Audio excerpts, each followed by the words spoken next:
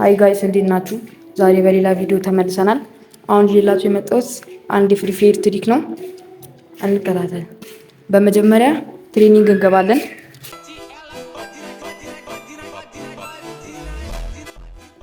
በመቀጠል አንድ ዝም ብለን ስኮፕ ያለው ሽጉጥ እንመርጣለን። አንድ ስኮፕ የተመቻችሁን፣ እኔ ኤቲ የተመቸኝ፣ እናንተ የተመቻችሁ ማድረግ ትችላላችሁ።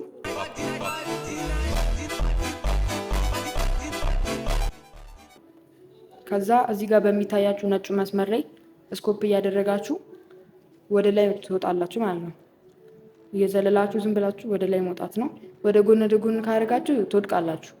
ለዛ ዝም ብላችሁ ስኮፕ እያደረጋችሁ ብቻ እያለማችሁ ዝም ብላችሁ መሮጥ ብቻ ነው ማለት ነው። ፎሎ ላይክ ማድረግ እንዳይረሳ። ይመቻችሁ።